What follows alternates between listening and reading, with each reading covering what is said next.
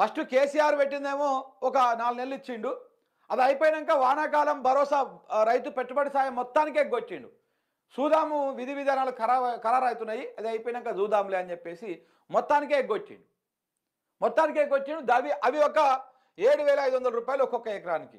2024 యాసంగిలో ఒక్కో ఎకరానికి ఎగ్గొచ్చినటువంటి రైతు భరోసా 7,500. ఈ మొత్తం కలుపుకుంటే కాంగ్రెస్ ప్రభుత్వం ఒక్కో ఎకరానికి బాకీ పడ్డటువంటి రైతు భరోసా ఒక్కొక్క రైతుకు ఒక్కొక్క ఎకరానికి ఎంత బాకీ పడ్డదయ్యా అంటే ఇంకో 17,500 రూపాయలు ఒక్కొక్క ఎకరానికి ఒక్కొక్క రైతుకు బాకీ పడ్డది. అంటే ఈ లెక్కన మనము సపోజు ఒక 3 ఎకరాల రైతుడు అనుకో, మల్లయ్య అన్నటువంటి రైతుకు ఒక 3 ఎకరాలు ఉన్నాయనుకో, ఈ 3 ఎకరాలల్లా ఇప్పుడు కాంగ్రెస్ ప్రభుత్వము ఆ రైతుకి ఎంత బాకీ ఉందా అంటే ఇగో వానాకాలం సంబంధించినటువంటి సీజన్కి 17,500 ఇంటూ ఒక సీజన్కి, అది అంతేనా, 17,500 ఇంటూ 3 ఎకరాలు.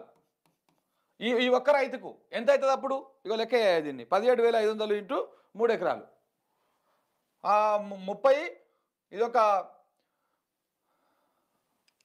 చేసినావా 52,500 రూపాయలు ఒక్కొక్క ఈ రైతుకు. సపోజ్ ఒక 3 ఎకరాలు ఉన్నటువంటి రైతుకు లెక్కేసుకుంటే ఈ రైతుకు 52,000 బాకీ పడ్డది.